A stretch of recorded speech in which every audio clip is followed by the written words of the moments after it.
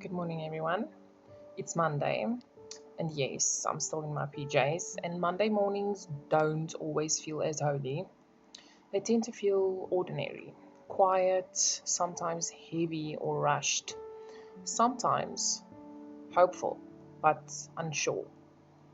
And yet, I've been learning that redemption often looks most real on days like this, not in miracles or mountaintop moments, but in the quiet decision to wake up and just trust God again. When we think of redemption, we often imagine some kind of dramatic turning point, a single moment where everything changes. But Scripture tells a gentler and truer story. Because of the Lord's great love, we are not consumed, for his mercies never fail. They are new every morning. Lamentations 3:22 to 23, including Monday mornings. Redemption is found in the ordinary moments. It doesn't always announce itself loudly.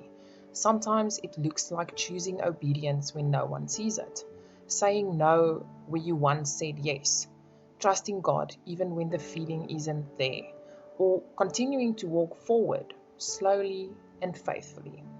That's not weak. It's not weak faith, that's mature faith. Yesterday we spoke about the women in the Bible. Let's reflect on a few of the men who were redeemed, slowly and imperfectly. When I look at the men in the Bible, I don't see flawless heroes. I see men who failed and were still held by grace. Like Peter, redeemed after failure. Most of us know Peter. He loved Jesus deeply and still denied him 3 times. Not because he didn't believe, but because his fear got louder than his faith. And yet, after the resurrection, Jesus didn't shame him. He asked a simple question 3 times. Do you love me? John 21:15 to 17. Redemption didn't come through punishment. It came through restoration of relationship. Peter's calling didn't end with his failure. It was refined by it. Or like David, redeemed through repentance. David was called a man after God's own heart and still made devastating choices. He sinned, he hid, he broke lives, and when confronted, he didn't justify himself. He chose to repent. Create in me a clean heart, O God, and renew a steadfast spirit within me. Psalm 51:10. Redemption didn't mean David avoided consequences, but it did mean God didn't abandon him. Grace stayed. We think about Moses, redeemed after running. Moses killed a man and ran into the wilderness. For 40 years, his calling fell buried. And then, on an ordinary day, like a Monday, while tending to sheep, God met him in a burning bush. I will be with you. Exodus 3:12. Redemption met Moses when he was not when he was confident, but when he felt inadequate. And just like the women we spoke about, the women at the well, Mary Magdalene, Rahab, the redemption didn't make life perfect, but it gave them purpose. They were redeemed not because they were worthy, but because God is always faithful.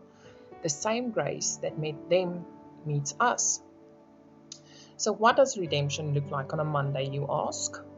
It looks like grace that doesn't disappear when motivation fades, that doesn't let go when emotions fluctuate, that doesn't depend on how strong your faith feels. If we are faithless, he remains faithful. 2 Timothy 2:13. Some Mondays you'll feel close to God, and some Mondays you won't. But redemption isn't built on a feeling, it's built on a promise. Redemption is a process, not pressure. You are not failing because you're still healing. You're not behind because you're still learning. You are not abandoned because things feel quiet.